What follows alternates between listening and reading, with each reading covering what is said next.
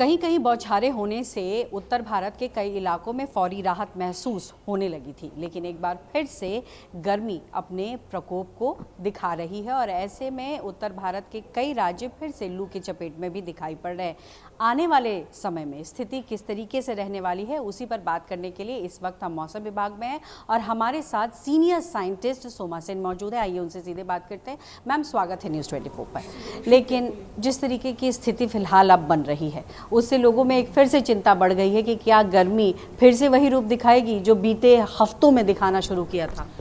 देखिए, अभी का जो स्थिति है, एक जैसा आपने करेक्टली बताया कि पिछले 3-4 दिन से 4-5 दिन से इनफैक्ट आपका हीट वेव का जो स्थिति था नॉर्थ वेस्ट इंडिया में काफ़ी अबेट हो चुकी थी। नॉर्थ वेस्ट इंडिया में मोर और लेस हीट वेव्स ख़त्म हो चुके थे।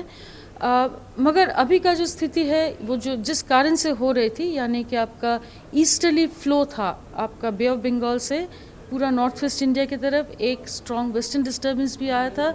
ये सभी कारणों से नॉर्थ वेस्ट इंडिया में क्लाउड कवर बढ़ गया था, जिसके कारण से टेम्परेचर्स घट गए थे।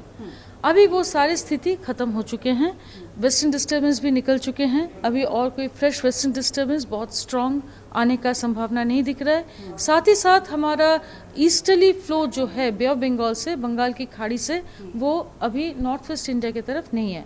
कुल मिला के अगर देखेंगे क्लाउड पिक्चर, तो आप देखेंगे कि सारा क्लाउड साउथ ईस्ट की तरफ शिफ्ट हो रहा है और नॉर्थ इंडिया जो आपका मेनली यूपी, उत्तर प्रदेश और आगे उत्तर प्रदेश एंड बिहार और झारखंड और आगे जाके आपका पंजाब, हरियाणा, नॉर्थ राजस्थान, नॉर्थ मध्य प्रदेश, ये जो पूरा नॉर्थ इंडियन बेल्ट है इंक्लूडिंग हिमालयन रीजन यानी कि जम्मू एंड कश्मीर, हिमाचल प्रदेश, इन सभी राज्यों में दोबारा हीट वेव का स्थिति आने लगे हैं या और बढ़ेगा।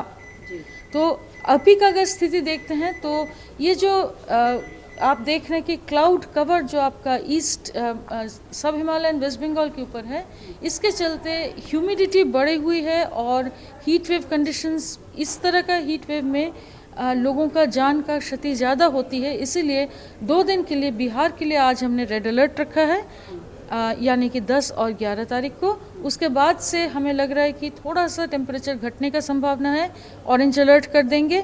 मगर नॉर्थ वेस्ट इंडिया में इस समय आपका स्ट्रॉन्ग विंड्स भी बह रही हैं, जो लू विंड्स कहते हैं, वो 25 से 35 किलोमीटर प्रति घंटे का विंड जो है वो बह रही है। अभी टेम्परेचर्स 45 to 46 डिग्रीज चल रहे हैं, तो इसके चलते पंजाब, हरियाणा में अभी येलो अलर्ट चलेगा आज, उसके बाद से हम ऑरेंज अलर्ट में चले जाएंगे, यानी कि लेवल ऑफ इम्पैक्ट हमें ज़्यादा होगी। साथ ही साथ अगर उत्तर प्रदेश का बात करें, यहाँ already heat wave to severe heat wave यानी कि 47 डिग्री से 47.5 डिग्री सेल्सियस से ज़्यादा टेम्परेचर्स दिखने को मिल रहे हैं। तो यहाँ पर हमारी उम्मीद है कि टेम्परेचर्स आपका डिपार्चर के हिसाब से भी यहाँ पर सीवियर हीट वेव रिकॉर्ड किया गया है। तो अभी उम्मीद है कि और सीवियरिटी बढ़ने की संभावना है, जिसके चलते उत्तर प्रदेश में हमारा इम्पैक्ट देखते हुए, लू विंड्स देखते हुए, हमारा आज और कल जैसे वेस्ट यूपी के लिए 3 दिन तक ऑरेंज के बाद हम रेड में जाएंगे और ईस्ट उत्तर प्रदेश के लिए 2 दिन ऑरेंज यानी 10-11 को ऑरेंज के बाद रेड में जाएंगे। पंजाब, हरियाणा में आज येलो के बाद हम ऑरेंज में जाएंगे। यानी कि कुल मिलाकर जिस तरीके से आपने जानकारी दी है, 1-2 दिन के बाद स्थिति और ख़राब होने के आसार है और ऐसे में लोगों को इस वक्त जो है एक प्रिकॉशनरी मेजर्स उठा लेने चाहिए। लेकिन ये भी समझना चाहूँगी, क्योंकि कई राज्यों में मानसून ने अप्रोच भी किया है, सदन में भी देख रहे हैं, नॉर्थ ईस्ट में भी, जैसा आपने बताया कि नॉर्थ ईस्ट में भी अप्रोच किया, तो उत्तर भारत के लिए कब खुशी आएगी? अभी तो सिर्फ डराने वाली स्थिति ही समझ में आ रही है। देखिए, धीरे धीरे ये मानसून एडवांस हो रही है, आपको हम डे टू डे बताते जा रहे हैं। जैसे आज भी आपका मानसून का लाइन सेंट्रल महाराष्ट्र में, आज का लाइन आपका दहानू, नासिक, औरंगाबाद से होते हुए, पुराना लाइन हमारा जो निज़ामाबाद तेलंगाना में है, वहाँ से होते हुए ईस्ट की तरफ विजयनगरम की तरफ जा रहा है। मगर अभी का जो स्थिति है, नॉर्थ, ये मानसून एक सर्ज के दौरान आती है। ये ट्रेन की तरह नहीं कि आप डेट वाइज जो क्लाइमेटोलॉजिकल डेट है उसी हिसाब से चलेगी, ऐसा नहीं होती है। एक एक सर्ज आती है, फिर थोड़ा सा हाइटस आती है, फिर से दूसरा सर्ज आती है, फिर आगे तक जाती है। तो क्योंकि ये एकदम रेगुलर मूवमेंट नहीं होता है, इसीलिए हम जिस दिन केरला में ऑनसेट होता है उसी दिन हम प्रेडिक्ट नहीं कर पाएंगे कि दिल्ली में कब मानसून आएगी।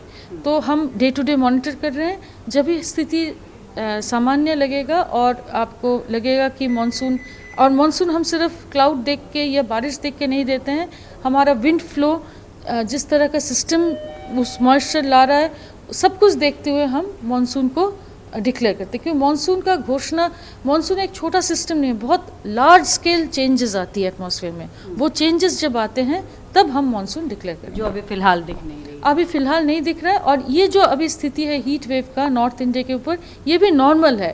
क्लाइमेटोलॉजिकली इसी समय हमारा हीट वेव का स्थिति सबसे ज़्यादा होती है। जो एक हीट लो बनती है सेंट्रल इंडिया में, वो धीरे धीरे इसी समय मूव होता रहता है और जाके मानसून टाइम तक वो जाके नॉर्थ वेस्ट पाकिस्तान में सेटल हो जाता है। तो ये जो शिफ्टिंग है हीट लो का मतलब, आपका गर्मी वाला इलाका धीरे धीरे सेंट्रल इंडिया से नॉर्थवर्ड मूव करते करते वो नॉर्थ वेस्ट पाकिस्तान तक पहुंचती है। तो हम उसी का अभी असर देख रहे हैं। जी, अंतिम सवाल करूंगी, फार्मर्स, आम लोगों को क्या आप सलाह इस वक्त देना चाहेंगे?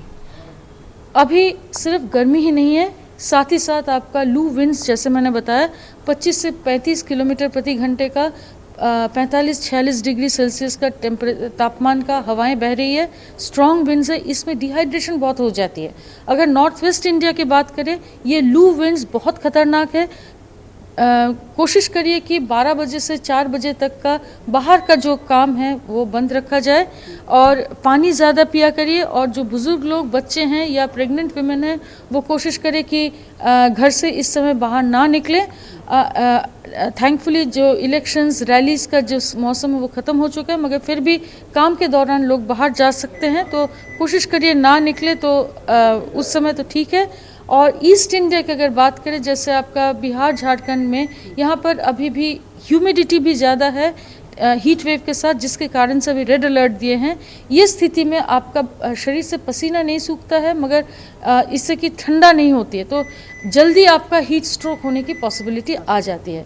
तो कोशिश करिए पानी ज़्यादा पीने का, लूज़ कपड़े पहनने के, और दोपहर के समय अगर निकलना ही पड़े तो छतरी या टोपी पहन के निकले तो अच्छा है। जी, बहुत बहुत शुक्रिया हमारे दर्शकों से बात करने के लिए। तो तमाम चीज़ें यहाँ पर बताई गई हैं और ख़ास करके किस तरीके से प्रिकॉशन इस वक्त की स्थिति में लेना है वो भी समझाया गया है, क्योंकि फ़िलहाल हीट वेव कंडीशन से निजात मिलता हुआ नहीं दिखाई पड़ रहा है। ऊपर से मौसम विभाग ये कह रहा है कि स्थिति और ज़्यादा ख़राब हो सकती है, क्योंकि पारे में और भी बढ़ोतरी होगी। कैमरा पर्सन प्रहलाद के साथ पल्लवी झा, दिल्ली न्यूज़ 24।